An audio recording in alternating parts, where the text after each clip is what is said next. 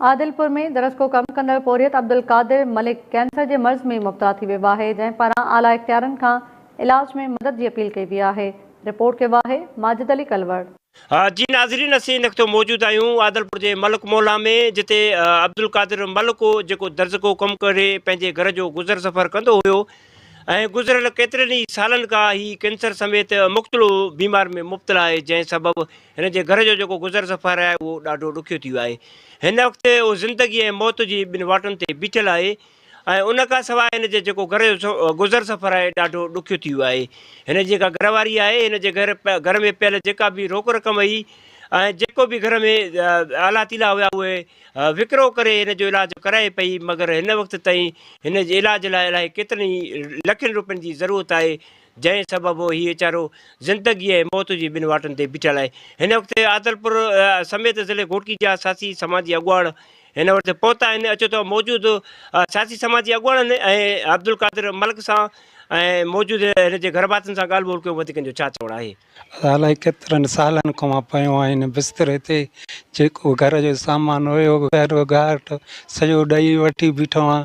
हाणे एतिरी ताक़त न आहे त मां किथे हथु ॾेखारे सघां या इहो करे सघां। कयो महिरबानी, कुझु तव्हांजी मर्ज़ी आहे, तव्हांजे हथ में आहे। मां ॾाढो मजबूर आहियां, हाणे त एतिरी न आहे हैसियत त मां हथु ॾेखारे सघां। घरवारी तंग थी वई आहे, ॿाल हिकु आहे, पुटु मुंहिंजो धीअ फौत थी वई, हाणे हिकिड़ो पुटु जेको मदरसे पढ़ंदो आहे बसि। अदा बिल्कुलु भाउ गुलाम कादिर असांजो भाउ आहे, पाड़ेसरी दोस्त आहे। असां खां जेको थी सघियो आहे कोशिशि कईसीं। 2017 में हिनखे असां खणी हिन जो पाण में मिली सिली दोस्तनि खे अर्ज़ु कयोसीं हिन जो इलाज जे लाइ। हिन जो ऑपरेट थियो वीचारे जो, पर हिन जी जेकी बि घर जूं शयूं हुयूं हिन पंहिंजूं पाण खपायूं बि ऐं उन खां पोइ बि असां कुझु डोनेट कयोसीं, जेको असां कोशिशि करे हिन जो इलाजु करायोसीं। पंहिंजो लीनार हॉस्पिटल उहा फ्री हुई, पर उन में अचणु वञणु जेको कुझु हूंदो असां अख़राजात उहो अफोर्ड कंदा हुआसीं। हाणे बि असां दोस्तनि खे इहो अपील कयूं था, अर्ज़ु कयूं था त महिरबानी करे हिन दोस्त जे लाइ ख़ुदा कारण अलाह जी रज़ा जी नीयत सां हुन ग़रीब जी मदद कयो। ऐं वीचारो ही हिन टाइम ज़िंदगी मौत जी ख़ुदा जो कसम आहे जंग विड़ी रहियो आहे।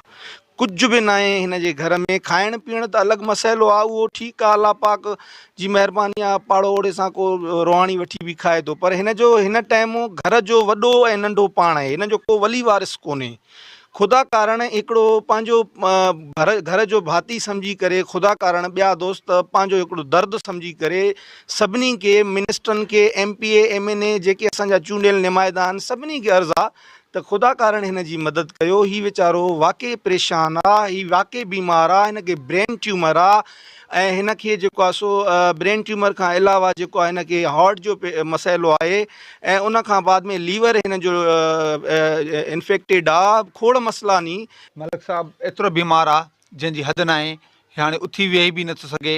हिन घर में कोई बि कमाइण वारो न आहे, हिन ॿार बि नंढड़ो आहे जेको मदरसे में हिन दाख़िल कराए छॾियो आहे। अलाह जे नाले ते हिन जी मदद कयो, हिन जी सपोर्ट कयो।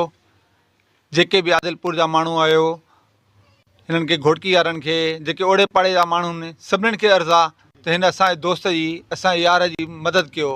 जी नाज़रीन, बीमारी जे बिस्तरे ते पियल अब्दुल कादिर समेत सियासी समाजी अॻुवाणनि सां ॻाल्हि ॿोल कईसीं, जंहिंजो चवणु आहे त अब्दुल कादिर मलिक गुज़िरियल केतिरनि ई सालनि खां बीमारी में मुब्तला हुजण सबबु बिस्तरे ते पियल आहे ऐं हिन वक़्तु उनजे घर जो गुज़र सफ़र ॾाढो ॾुखियो थी वियो आहे। हिन जो चवणु हुयो त जेकॾहिं असांखे ओड़े पाड़े वारा को राशन ॾींदा आहिनि त पचाए खाईंदा आहियूं, न त बुखूं काटींदा आहियूं। ऐं हिन जो चवणु आहे त हिन वक़्तु असां वटि गोरी जा पैसा बि न आहिनि ऐं हिननि सिंध हुकूमत ऐं सियासी समाजी अॻुवाणनि चूंडियल नुमाइंदनि खां इहा अपील कई आहे त ख़ुदा करणु मुंहिंजी माली मदद करे मुंहिंजी ज़िंदगी बचाई वञे, जीअं मां पंहिंजे गुज़र सफ़र करे सघां। कैमरामैन टीम सां गॾु माजिद अली कलवड़ो, टाइम न्यूज़, आदिलपुर।